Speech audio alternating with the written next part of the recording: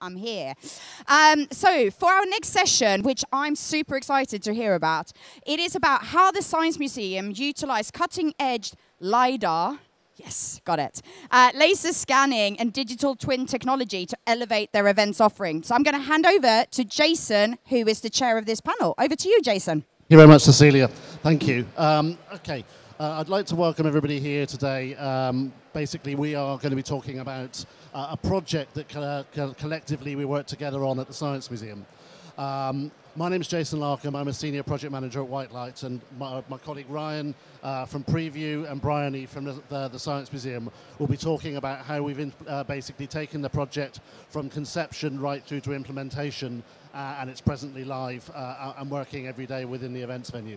Just to give you a little bit of background on Whitelight, Whitelight is a technical production company that works basically its core business being live events presentation. We manage a number of venues ourselves. The Science Museum is one of the venues that we are basically in-house at. Alongside our venue work, we also do an awful lot of work in other areas, such as delivering technical solutions for installations. We've got a broadcast arm that deals with digital studios, etc., and XR, AR, and the metaverse, and taking those technologies further as we develop further into that sort of particular area.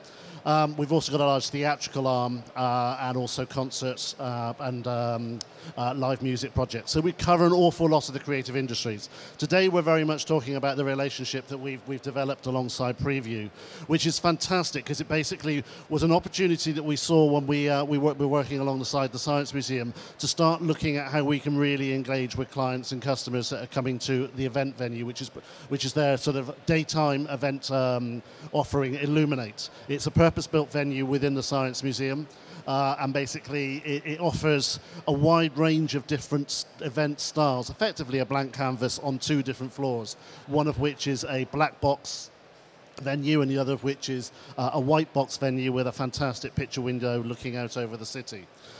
As in-house technical team, we were looking at ways of being able to help clients basically engage better, improve the sales workflow, be able to look at where they want to design their venue or their event from scratch, how they can do so at the early stages of coming in, either before they arrive at the venue or coming in at that very first show around, walk around with the events team at the venue, and looking at what the opportunities are from a technical point of view, from a layout point of view, from a creative aesthetic point of view.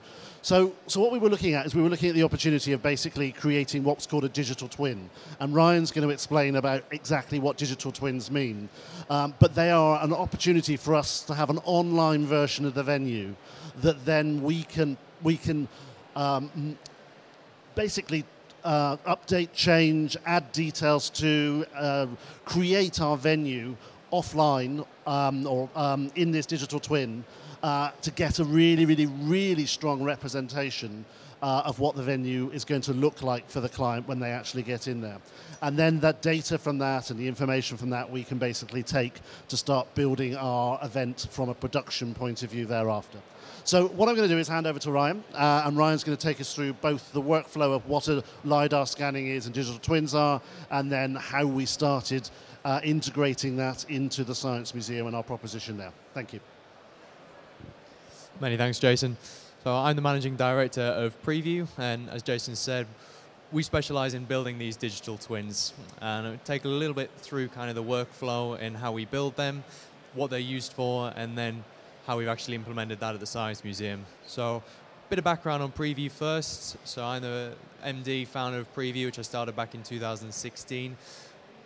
Back in 2016 and the subsequent few years, we very much focused on the art space in theatre. A lot of work West End, a lot of work Broadway. And some of the visuals I'll show you shortly are of some of the most iconic venues around the world, where we've gone in, we've built a LiDAR laser scanner, we've done a LiDAR laser scan to build this 3D digital twin, all for the purposes of visualization.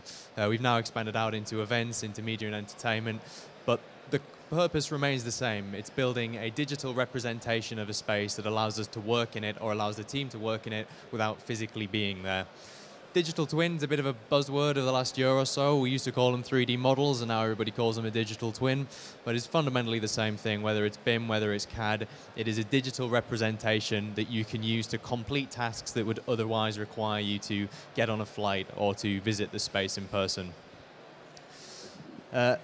If this clicker works, there we go. There's a list of some of the rather name-drop worthy clients that we've worked with to build digital twins. All of these, we've gone into the space, we've completed a LiDAR laser scan survey, and we've built a 3D model that then allows people to be working, whether it's planning events, planning a show, or something within the media and entertainment world, planning productions. So what is a digital twin? Well, to preview, a digital twin is a photorealistic, millimeter accurate 3D model. To achieve that, we go on site and we complete a LiDAR laser scan survey. If any of you are familiar, then you'll know what LiDAR is. For those who aren't, it's a very similar technology to probably the handheld laser measures that you've used to measure your kitchen before, where you point at a wall and it tells you that it's 5 meters away.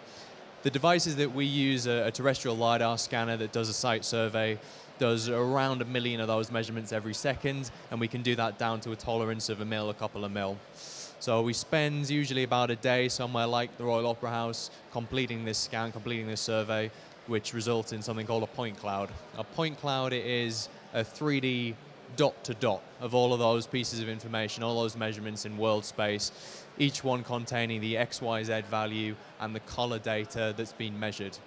That is then a foundation that the team of artists that we have at Preview can use to join the dots and actually rebuild a 3D venue. This here is the Philharmonie in Cologne.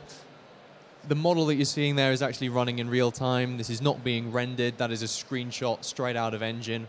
So a lot of our work is ensuring that whilst we are capturing down to a couple of mil detail, we're not hammering the engine, hammering the software with too much detail that it simply can't process it.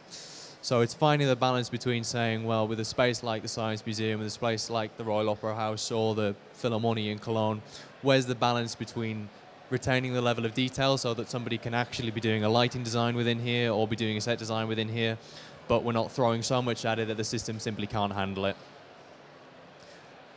And 10 points if anybody can guess this one on here. This is the London Palladium. So we've got most of the West End scanned, most of Broadway scanned, and a number of other event spaces around the world where we've gone in and we've done this process. That's one of the LiDAR scanners on there. So it is usually a few hours in a space, or normally about a day in a space. We typically work rather unsociable hours just because of the time that we can get into these. With Illuminate, it was rather nice. You let us in during the day. So it's probably about 2 to 3 hours actually on site in Illuminate. It's a very swift process. So we're in, we scan, and we're out. I think a good part of the process, or an advantage to the process of actually going and doing a LiDAR survey, is that we don't need anything. It's possible to build a digital twin, a 3D model from CAD plans, from other data sources, from taking some reference photos. But actually with a LiDAR laser scan survey, we get in, we capture the data, we know it's accurate to a few mil, we leave, we've got everything that we need. There's no back and forth with the client about saying, well, actually, can you send this extra section? We're missing this. Can one of your team run back into the venue and take some photos because we're missing the texture of the floor? We get in, we take our measurements, we leave. This is the resulting data, if this plays. There we go. So this is a point cloud. This is probably showing about 100th, if not fewer, of the actual points. It can't render it all in real time. This is the King's Theatre over in Brooklyn. It was probably about a 6-hour scan on site, several 100 million measurements or billion measurements. And this is the resulting point cloud. So that is the source data that then we use, the artists that we use at Preview that are in-house, actually go through and rebuild it piece by piece.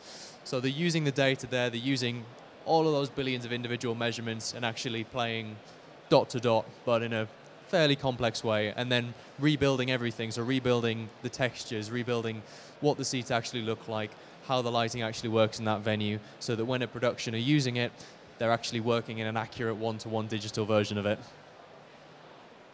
So that brings me nicely on to Illuminate and the work that we've been doing. So for the last 6-7 years that I've been running Preview, that we've been a company, we have primarily been working to both build these digital twins, but then realize the visualizations that people require. So on a project like Harry Potter on Broadway, we scan the venue, we build the model, we get sent the set designs, we turn that round and we send back fly-throughs, or we send back a VR file that the producers can use. And we still do that quite a lot, but that is not practical for somewhere like an event space like Illuminate, where there's a cost involved in that, and there's certainly a time restraint involved in that.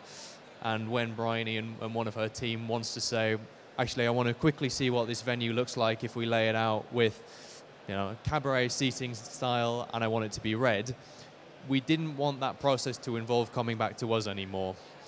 And that's where we started working with White Light, and that's how this relationship grew, and actually developing a piece of software that took what we do, kind of the process of scanning, of building that digital twin, but then actually instead of it then coming back to us, and instead of it being us in-house building these visualizations, we created a platform that allows anybody to use it and anybody to complete that final step and actually design those visualizations themselves.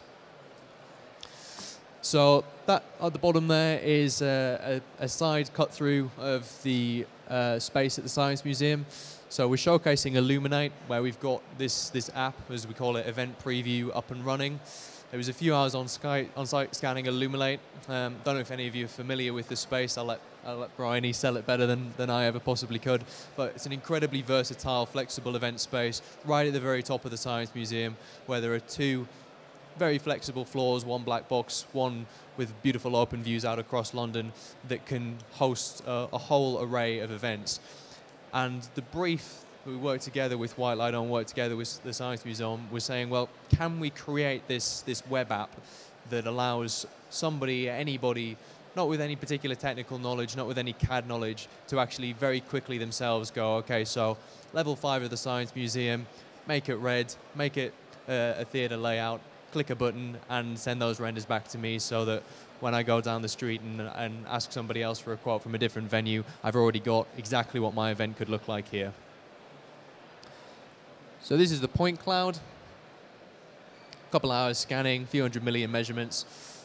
And then it was probably a couple of weeks for the team at Preview to actually turn this around into the 3D model, and then a bit more work working with your team on actually, so what are those layouts? What do we need to set up within this? If anybody is familiar with Illuminate, you'll hopefully be able to recognize it. Preview are proud to announce the launch I'll let this of their play through a little bit. This was visualization actually, app for planning. I'll ramble over and let this one play instead. Change my mind. So this is it running live. Anybody, please feel free to head to the Science Museum's website where it's embedded on there. We're also set up just across the hall if you want to come and have a play with this. We've got a website running on a few laptops. This is how it appears in the browser. We're cloud streaming it off an AWS server, so it doesn't require somebody to have a reasonably powerful laptop or computer. You can load this on any device that you want. As long as you've got a decent Wi-Fi connection, you can load this. All the graphics processing is offloaded to the cloud. So we have the 3D model of the venue with these set templated layouts. So we have these, I think it's 6 layouts, and then from each of those layouts, somebody can say, okay, so I want cabaret layout, and then you get another bar of options saying, so do you want a step and repeat? Do you want an F&B station? Do you want to adjust these different parameters? Illuminate has some curtains that can be used to really kind of block off the space and create different elements to the room. All of them are options within here. The lighting, being able to change the uplighters, the moving lights, even switching it from day to night time so you can see that beautiful panoramic view out across London. We actually spent a lot of time developing this on saying, where's the level of detail that we want? And we ended up stripping a lot back out because there are tools that are available so that somebody who is proficient with CAD could put exactly 210 seats in, should they wish, or 211. But we didn't want this to be that, and we actually took a lot of that out, and we took out being able to put in the RGB color code for the moving lights and switch to the gobos and things like that, because we wanted it to be really quick and really easy for anybody to use so that anybody could quickly jump on and go, okay, make it blue, yellow tablecloths, click a button, and then they get emailed the renders. So we actually stripped back a lot of the detail because we're not trying to make CAD software. You know, if somebody knows their way around AutoCAD, knows their way around WYSIWYG, then in all likelihood they will use that.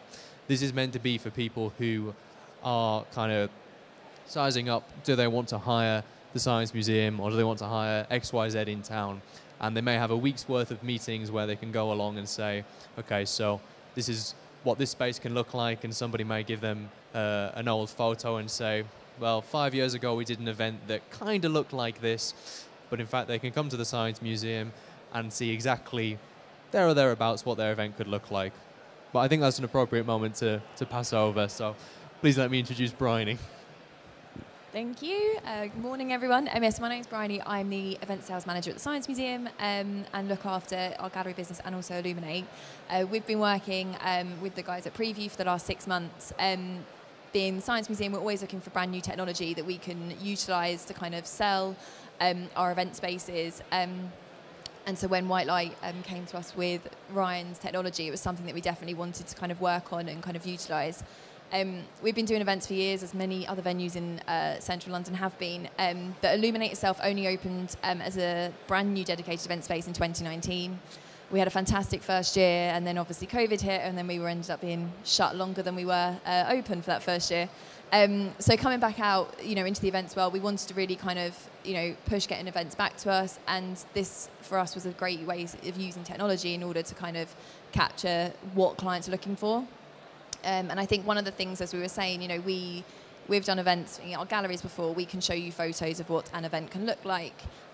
But with a place like Illuminate, is we can do the same, but equally with the opportunity of here, we can take all the client's brief and put it onto the system and then showcase exactly what a client's event can look like. We can then brand the screens in there. We can change the colors. So instead of just saying this is a similar event, we can say this is what your event could be like. And for us, it's been an exceptionally useful tool.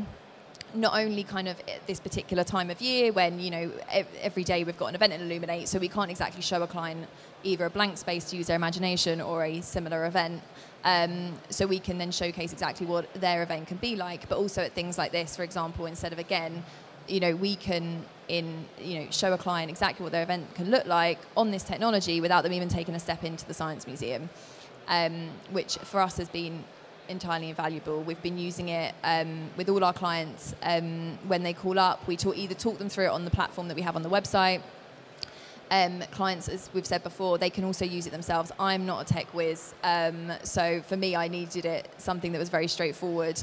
And we've definitely found that clients have been using this themselves. They can play around with it. They can then send an email to themselves so they get it, but then that also comes to my team and the White Light team. So from that, we instantly can then quote based off of what the client has sent us as a visual, rather than a few lines of X amount of tables, chairs and things like that. And then we're cutting down those levels of conversation to get to the point of what a client's looking for at a lot earlier stage.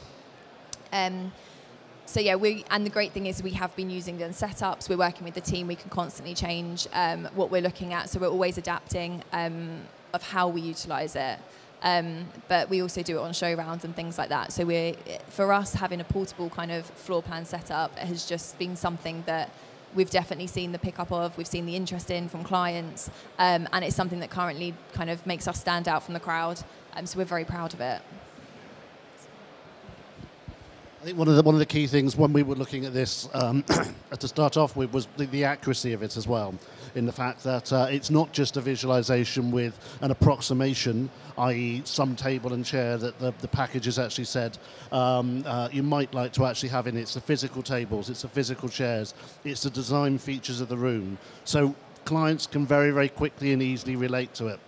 Sometimes when you just use visualization software and it looks relatively simplified, it's still difficult for a client to really comprehend and engage from a creative point of view as to how their event might look or how it might work from an operational point of view.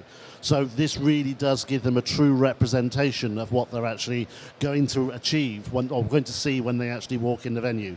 From a production company point of view, that really helped us to be able to have those early conversations about ideas and opportunities and creative potential within the venue, because we can actually sit down with our sales team and a client and talk them through all of that in real time, either in the venue itself during a show around or offline over the phone or within in an office. But we can actually get very, very quickly to a common language of what the client actually wants to achieve. As Bryony said, often you just receive a text and it says, we want it to be blue, we want this, and it's quite often hard to interpret from that exactly what the client wants to achieve. Having this as a reference in front of them really gives us the opportunity to be able to drill down quickly and therefore get further down the line of achieving a piece of or document effectively that then we can take forward into the next stage of comparing venues from the point of view when the client actually comes into the show around, or being able to take that into the production phase of this is exactly what technology we need to achieve this project, and therefore this is how much it's actually going to cost the client. So it really has broken down that particular phase of sales into a much more simplified process and given the client a far more creative tool to be able to work with. And I think that's one of the major benefits of having an accurate plan versus a representation. We know that whatever we do within that space will fit, will be as per the layouts, etc., because what we've got as a base build of a digital twin is absolutely 100% accurate. I think just to don't want to hear myself. Just to kind of circle back on one of the points you made, actually, Bryony, about being able to use it on show rounds. What's been really interesting from our perspective to see is where that split is with people using it at home and actually using the embedded app within the website, and your team using it whether on site or I know even just on a Teams call. Somebody can call in with an inquiry and somebody there and then can actually just quickly mock it up and send it straight out and say, okay, well, is that roughly what we're talking about? And we didn't really know, so we launched this at Illuminate earlier this year, and we're in the process of rolling it out to further venues. But at the time, we didn't know where that split would lie, really, is it going to be something that people are going to feel more comfortable using at home and will just land on the website and play around with it? Or is it something that is primarily going to be an in-house tool that your team are going to use? And I think we're still exploring that and finding that out. But the fact that it is being used from both sides and from both angles, you're finding it useful internally, and people are at home. We've got the metrics of the amount of time people are sitting in their slippers at home and playing around and seeing what the venue would look like in certain layouts. It's really nice, and it's really reassuring to see people using it like that. I think unless you've got anything else to add, I think we'll move over to some questions from the floor, if that's okay. I don't know whether we've got our moderator here from that point of view or not, but otherwise, does anybody have any questions?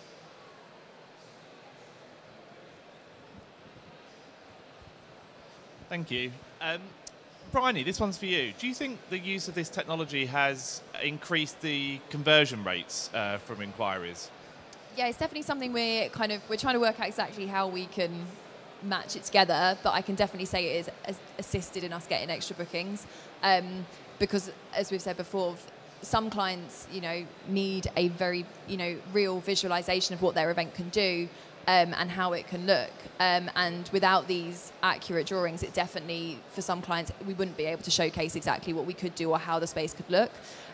So it's definitely aided us in generating income, which is why we just keep on utilising it all the time. And I think as well, from a sales team's perspective as well, it's giving them the confidence to be able to also sell what we can achieve. And I think a lot of the time, people buy from people, and if the person who is selling you the venue is confident in what they're offering, because the team know exactly that everything that's coming up on the system is exactly what we can achieve, then that also feeds into it as well. So yeah, it's definitely aided our conversion over the last kind of 6 months already. Okay, thank you.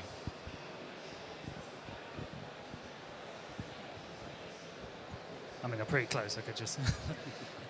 in terms of the actual software, the lighting design of it all, are you limited to, like, say, spots and washes and stuff like that, or can you get a bit more bespoke with, like, let's say, lasers and pyrotechnics and that kind of stuff? And yeah, we can put all of that in.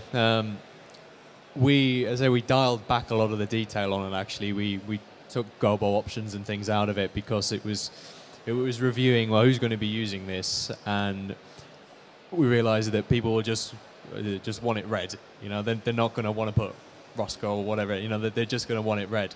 But there's absolutely nothing stopping that expanding. And if there was a particular venue where, you know, that was really key and crucial to it, then we could absolutely put it in. So it's a venue by venue thing, just like we work on putting the particular layouts in that match the venue. If it was really important to a venue that they had those lasers or whatever it may be, then we can absolutely put it in. It's finding that balance between something that people can quickly use and quickly generate.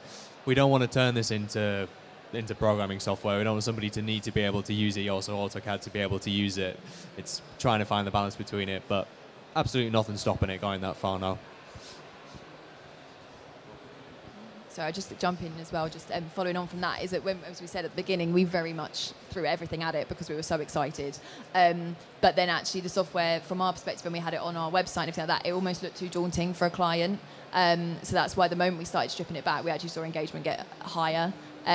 So that's also why we've kind of tried to keep it as real and updated as we possibly can to give the effect the client needs without it becoming too overwhelming and then they stop engaging. So we're trying to find that middle ground.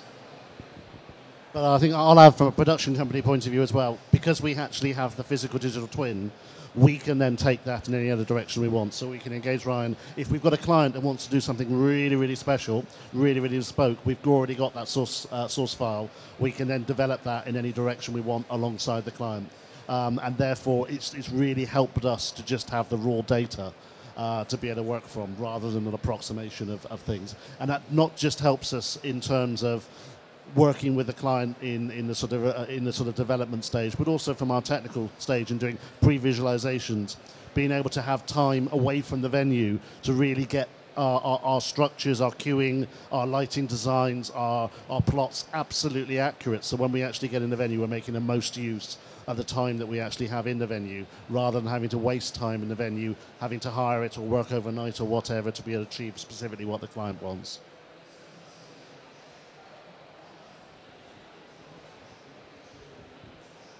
Thanks very much. Question, what's next for preview? The reason for asking that question is just having listened to, forgive me, the gentleman in the white shirt who said they've already got that digital print, they're using that again, or digital print, twin rather, using that again and again with varying clients, and they've got that layout. Where's the repeat, and what's the next thing from preview that'll make us think, okay, we're worth sticking with these guys? Well, I've got about 10,000 air miles in the next 48 hours, if that gives you an idea. We got a lot of things on the horizon. I think there are huge opportunities for digital twins. I know the M word, the metaverse word, gets being thrown around quite a lot at the moment. But whatever form that ends up taking, there will be legitimate need and legitimate value in having digital twins of real life spaces. So whether it is the Excel Centre, or whether it is, you know, the rest of the Science Museum, or, well, the Royal Opera House is one that we've done, you know, being able to step into that virtual world as opposed to, you know, either being limited to real life or some sort of semi in between with the images, with renders, actually a full 3D representation of that. There's certainly a lot of R&D going on with that, not just with Inside Preview, but with other major companies. Meta's throwing plenty of money at the moment, saying, well, is the next step in the internet, in social interaction, being these digital spaces? My personal view on it is that the stepping stone to a metaverse is going to be digital twins of existing spaces, because the, you know, Blade Runner-esque kind of too conceptual spaces are just one step too far for most people. When you see the, you know, the BBC News or the BBC Click or whatever it may be, kind of, this is what the metaverse is, and you've got dodgy looking avatars with no legs, I think most people switch off. Or you're in somewhere where everything's floating, or I genuinely think most people switch off. I think the genuine stepping stone into that world and into that reality is an Excel that people are comfortable with, or a science museum that people are comfortable with.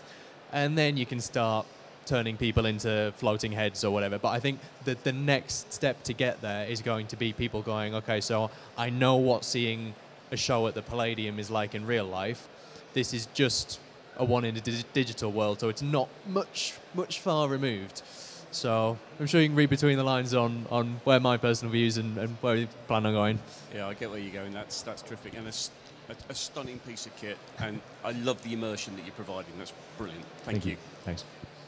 I think I'll also add a little bit on that in terms of workflows as well, in that obviously we're looking at this from an event perspective. Ryan's been doing some work in the theatre, but it hits an awful lot of stakeholders within an organisation. Once you have that digital twin, then we can use it, if we take theatre as an example, we can use it to do pre-production. We can actually physically use it to just make decisions about things like, or Ryan already does this, but things like seating prices and sight lines. Where is the best and most optimal place to watch a performance from? Those things are happening already. The events team then can use the digital twin to start operating, as we've been talking about, in the events world, either doing some digital events or immersive hybrid style projects. Broadcast teams can layer the digital asset onto a virtual production stage and use this as a background and use this as an immersive tool to do presentations completely remotely. The technical teams, the sort of maintenance teams can also have a direct and accurate representation of the building that they are working on. So they know exactly where the pipes are, they know exactly where the lights are, and therefore from an ongoing maintenance point of view, they can really start drilling into and using the asset to be able to streamline maybe some of the technical processes. So it really starts hitting a lot of stakeholders. And what we've been finding from White Light and previous point of view in terms of having conversations with organizations is it brings these departments together. They all see a value in being able to use it. A step in terms of the Science Museum thing and museums. Museums are always looking to do different styles of exhibitions, and being able to do a digital exhibition or stroke digital hybrid live exhibition using a real-time asset gives them a new opportunity to be able to reach different audiences, demographics, etc., that wouldn't necessarily walk into the building but still want a relationship with that organization. So what it's doing is it's unlocking an awful lot of potential by just having this core piece of data, this asset, this LiDAR scanner right at the very beginning of the process. Any further questions? Is there any questions online? No questions online, I'm afraid. Anyone in the audience? Oh, there we go. All right. Hi, Ryan, I think this is for you. Obviously, the first time you did it, it took a bit of time. There was a lot of learnings. If you were to do it again, how much time would you say to go from the first time you walk into a space to having it added onto your platform? So the quick part in the process is actually building the scan and building the model. Say a few hours on site, day max on site, and then it depends on the complexity of the space to how long it takes to get it modeled as a digital twin. Illuminate, a couple of weeks maybe. The big part of the process is actually refining what are those layouts, what are the templated options that we want to have in this space. We've now been refining it over the last few months, not specifically Illuminate, but the platform itself, that a lot of it is quite modular, so we can quite quickly roll this out with new venues. There was a lot of going through and ripping out legacy code and writing it in such a way that meant that the next time round we can do it a bit quicker, but nevertheless it's always going to remain bespoke, because whether it's lasers or whatever it may be, there's always going to be something with each venue that is totally bespoke. Illuminate is the curtains, probably. They're such a unique form that we can put them in. There's not really any way to template that with the code. But quick, I guess, is the boring answer. Scan, very quick, model, and then the next part of the process is actually how long those conversations take.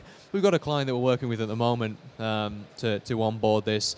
The senior visualization artist at Preview's just been pinging me notes on my watch about an hour ago saying, all signed off. So that was one where they sent us kind of a really comprehensive data set of these are the various layouts that we want.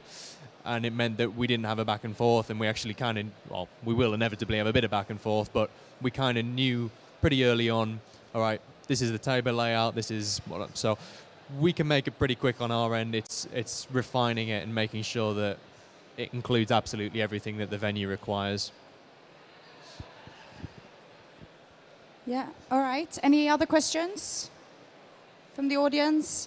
Well, in that case, I would like to say thank you, obviously, to all of you, Ryan, Jason, Bryony. That was really inspirational. I think in today's environment, we all need to be creative in the events industry, right? But this is definitely helping, right, to visualize it. So thank you very much. Thank you all of you for attending, and we'll see you very soon again.